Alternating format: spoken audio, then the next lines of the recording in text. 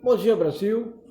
Meu nome é Guedes, eu sou professor de História e eu gostaria que a gente conversasse um pouco aqui sobre os fatos que vêm acontecendo no Brasil hoje. Eu penso que é importantíssimo a gente discutir esses fatos, tendo em vista a importância do Brasil para a América Latina e a importância do Brasil para o mundo. É preciso que o Brasil, que os nossos governantes, eles reconheçam que uma crise da que está ocorrendo no Brasil, ela pode formar um precedente muito maior do que aquele que a gente pensa.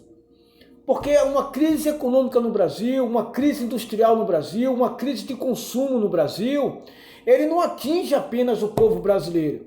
Ele atinge diversas outras nações que dependem da importação e da exportação de produtos brasileiros.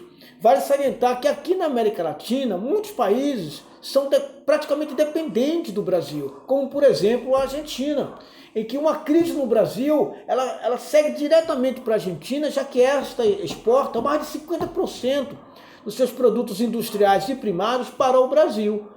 Países como a Bolívia, como o Equador, como o Paraguai, como o Uruguai, essa crise ela se estende para toda essa região sul-americana. Portanto, é muito importante que a gente atenda essa observação em relação ao que está acontecendo no Brasil hoje. E eu penso que hoje, a maior crise que nós estamos vivendo no Brasil hoje é a crise da liderança. Nós não temos uma liderança que esteja à altura do que está acontecendo hoje no país.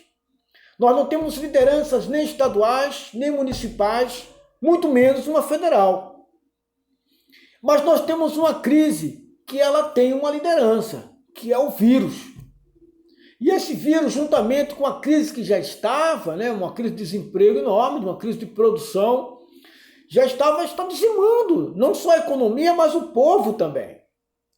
E o que a gente observa ontem foi mais uma demonstração, foi aquele conglomerado ali em Brasília, no Distrito Federal, onde o presidente da República lidera movimentos em que colabora para a expansão da doença, para a expansão daquilo que está matando aos milhares em cidades como Rio de Janeiro, São Paulo,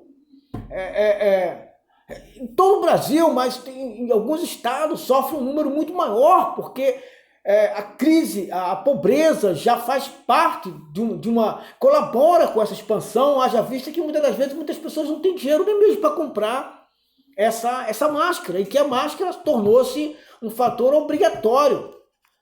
Isso tornou-se um fator obrigatório. E aí cabia ao Estado distribuir máscara e fazer muito mais.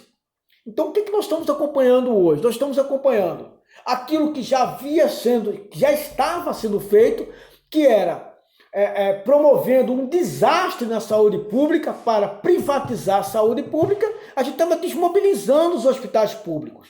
Quando chegar essa doença, nós, ao invés de restaurarmos os hospitais públicos, a gente cria hospital de campanha, para depois derrubar o hospital de campanha, quando acabar essa crise do coronavírus e matar milhares e milhares de brasileiros. Eles vão derrubar os hospitais de campanha e vai manter um projeto de privatização, considerando que o que o brasileiro ganha dá para pagar um plano de saúde. E isso é inaceitável, tá certo? Então ele vai desmobilizando o Sistema Único de Saúde, que é um dos maiores e melhores programas de saúde pública do mundo para o brasileiro, porque se você paga um plano de saúde, ele tem um limite. Ele não vai atender um cidadão que tem um câncer, um homem, por exemplo, que tem um câncer de próstata. Ele não vai atender, por exemplo, uma mulher que tenha, por exemplo, um câncer de mama. Não é? Porque você teria que pagar muito mais por um plano como esse. Então, o melhor plano de saúde do Brasil é o SUS. A gente tem que preservar isso. O que a gente observa é essa ausência de liderança do Estado nesse segmento. E aí cria-se os hospitais de campanha, que serão, vale salientar, desmontados, enquanto muitos hospitais deveriam estar sendo ocupados para essa finalidade. Isso é um ponto. Um outro ponto que a gente observa, que eu observo hoje, é que a presença do presidente Bolsonaro, assim como os seus seguidores, vem influenciando o desuso das máscaras, ou seja, as pessoas não devem usar máscara e as empresas devem reabrir as suas indústrias, devem reabrir o seu comércio sem nenhuma proteção. Eu tenho acompanhado aqui muitas empresas, muitas lojas abertas sem proteção. E isso, o que acontece? O que isso representa para nós? Representa que o estado em que estamos convivendo, por exemplo, aqui no estado do Rio de Janeiro, nós não temos uma liderança à altura da doença. Tá certo? Nós não temos uma liderança. No estado de São Paulo, a mesma coisa. As medidas são tomadas paliativas, não são medidas concretas. Vamos fazer uma quarentena que nenhum carro pode circular ou nenhuma pessoa pode de fato sair. Vamos botar a polícia na rua, tá certo? Para a gente atuar sobre isso. E daí a gente teria uma redução desse número para que o número que fosse pessoas sofrendo da doença fosse atendido. E aí nós temos uma outra tragédia nesse sentido. É que nós temos um presidente que ele colabora efetivamente para a expansão da doença, tendo em vista que um dos melhores medicamentos contra a doença é a expansão. Uma das melhores medidas contra o avanço da doença é a quarentena. E a quarentena é a permanência das pessoas na casa. E para isso é preciso uma união entre o Estado, município e o governo federal.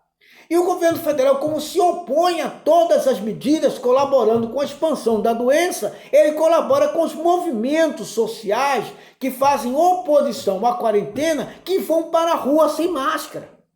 Agora, quem são essas pessoas que vão para a rua sem máscara para dar apoio ao presidente, como foi o que aconteceu ontem? São pessoas ricas, da classe média e da classe média alta, branca ou semi-brancos, que vão para as avenidas com seus carrões, protegidos com segurança, tá certo? E que o Estado não tem controle sobre essa sociedade, tá certo? Essa sociedade branca, essa sociedade rica, da classe média que está apoiando o Bolsonaro, o Supremo Tribunal não tem força para mandar a polícia lá e tirar eles da rua. O Estado não tem força. Isso aconteceu em todos os estados do Brasil. Aconteceu aqui no Rio de Janeiro, aconteceu em São Paulo, em Pernambuco, em Manaus, na Bahia. E os governadores não reagiram. E por que não reagiram? Porque são brancos, porque fazem parte dos seus pares. Se fossem os professores, eles enviariam a polícia e a polícia ia meter o cacete nos professores. Ia botar gás de pimenta, ia botar bomba de gás lacrimogênico, ia jogar os cachorros em cima, ia jogar os pitbulls em cima com um cacetete na mão para bater nos professores. Mas e com essa civilização? E com essa nação? E com esses branquelos que estão aí, nem nada fazem? Eles não são brasileiros, eles são terroristas. Eles não são brasileiros. Eles não apoiam o Brasil. Eles não estão preocupados com o cidadão brasileiro, pardinho, o negrinho, tá certo? Que vai trabalhar às 4 da manhã, que acorda às 4 da manhã. Eles não estão preocupados. Porque se eles estivessem preocupados com esses trabalhadores, eles estariam fazendo manifestos, eles estariam fazendo movimentação, eles estariam fazendo passeatas para os governadores, assim como o presidente, como governo federal, melhorar os transportes urbanos para que o negrinho, o pardinho, o trabalhador chegasse melhor em suas empresas, chegasse melhor em suas casas, chegasse melhor na sua construção. Eles nunca fizeram um manifesto para o governo criar uma melhora no transporte urbano.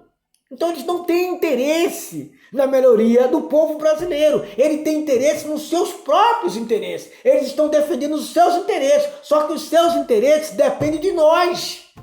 Dependem do operário que vai acordar de madrugada para ir para o trabalho. Trabalhar para eles. E vai ser contaminado pelo Covid. E para onde esses empregados que forem contaminados vai quando pegar o Covid? Vai para a AMIL? Para a Golden Cross, para os grandes planos de saúde? Não, vai para o SUS, que essas pessoas estão colaborando para privatizar. E aqueles que forem contaminados, seus operários, não terão atendimento, irão morrer.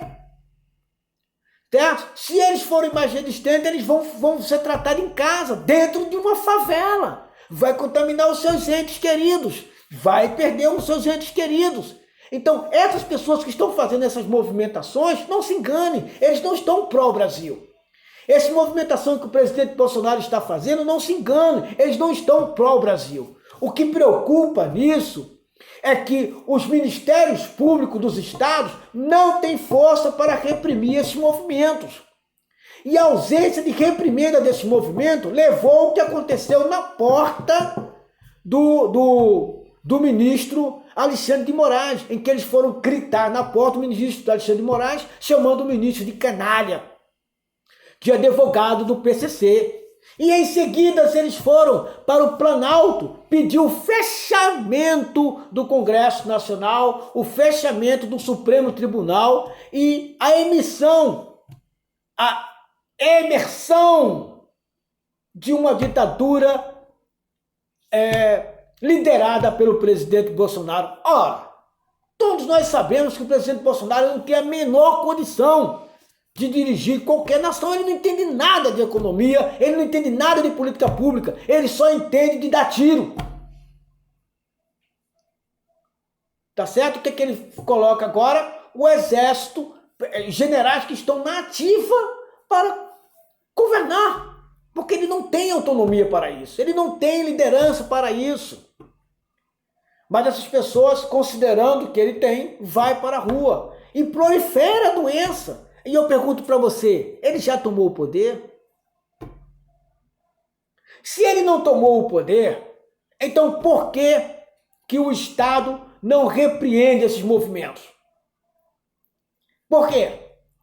Por que a polícia militar não foi reprimir aqueles movimentos? Eu digo para você e respondo. Porque a polícia militar está do lado do Bolsonaro.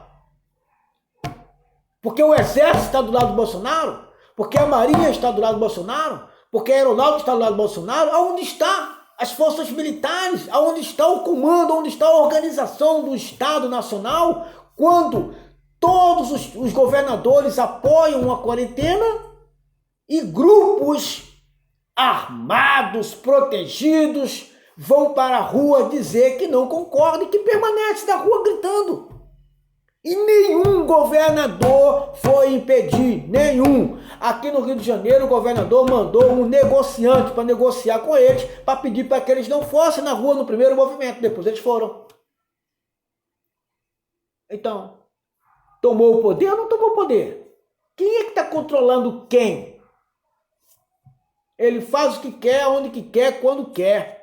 Os movimentos sociais saem na rua e agora será toda semana eles estarão na porta do Planalto fazendo movimento pró-Bolsonaro, pró-fechamento do Congresso Nacional e vamos ficar todos os outros calados? Esse movimento tá semelhante àquele movimento em que Hitler fazia os seus avanços na Europa, tá certo? Seus avanços tecnológicos. E todas as nações ficavam advertindo ele, olha, você não pode fazer isso, você não pode fabricar armas, você não pode transformar indústrias químicas em armas, você não pode transformar uma metalurgia em fabricante de tanques de guerra. E ele continuava fazendo aquilo ali, até montar uma grande máquina de guerra que foi a Alemanha, sendo construída ali a terceira nação mais poderosa do mundo naquele momento. Tá certo? Então, o que nós estamos vendo é isso. É que o Congresso Nacional está olhando, a Câmara dos Deputados estão olhando a expansão do movimento autoritário do Bolsonaro, o Congresso Nacional, a Câmara dos Deputados, o Supremo Tribunal, todo o sistema jornalístico está vendo e sendo agredido e ninguém está fazendo nada. Ninguém está fazendo nada. A polícia está vendo a expansão, o avanço da doença através dessas manifestações e não está fazendo nada. O exército está vendo a expansão da doença no país inteiro. Cadê o exército para colaborar com os estados? Em todos os países o exército participou. Os Estados Unidos, a China, a Itália, a Espanha, o exército estava na rua. A França, a Inglaterra, o exército estava na rua colaborando. E aqui? Cadê o exército? Não estão, gente. O que isso significa? Que os estados estão isolados, tendo que correr do jeito que pode. E aí perde totalmente a liderança, porque não tem força para dizer ao presidente, olha, nós vamos promover uma quarentena. E desta quarentena aqui, ninguém sai de casa. Por quê? Porque o presidente, como ele mesmo diz, eu tenho a caneta. Se não fazer como eu quero, não tem dinheiro. E aí o que acontece com isso? Todos os governadores vêm flexibilizando a quarentena, jogando na conta do cidadão a quarentena, dizendo, olha, você tem que ter consciência e não ir para a rua. Quer dizer, eu tenho consciência e não vou para a rua, mas o meu vizinho que não tem vai para a rua, pega a doença, joga na cidade, no bairro inteiro, contamina o bairro inteiro, e eu sou vítima do meu vizinho ou do Estado. De quem eu sou vítima? Se o Estado diz que eu tenho que ter consciência, eu tenho. O meu vizinho não tem. O meu vizinho vai para a rua e me contamina. De quem é a culpa? Quem é a liderança do Estado? É o vizinho? Então eles colocam a culpa nos cidadãos. Vamos lá, governador. Vamos lá, deputados. Tá certo? Vocês estão penalizando demais o cidadão, como se já não bastasse vocês reduzirem o salário, tá certo? Ter pouca participação no manifesto de alimentação. A prefeitura, o Estado, o município deveriam estar comprando cestas básicas para estar distribuindo para os cidadãos. Isso não vem acontecendo. Quem está sustentando essa crise são os próprios cidadãos que fazem organizações alimentícias para distribuir comida aos mais pobres. E vale salientar que aqui no Rio de Janeiro nós saímos recentemente de uma enxurrada e que essa enxurrada quase que dizima a cidade inteira e milhares de pessoas ficaram desabrigadas, desalojadas, tá certo? Precisando de comida e depois veio o coronavírus. E como está a situação dessas pessoas? E cadê o Estado? O Estado está aí para isso, para atender os cidadãos. Aonde está o Estado? Aonde está o governador Wixom? Aonde está o prefeito? Porque nós não podemos contar com o presidente.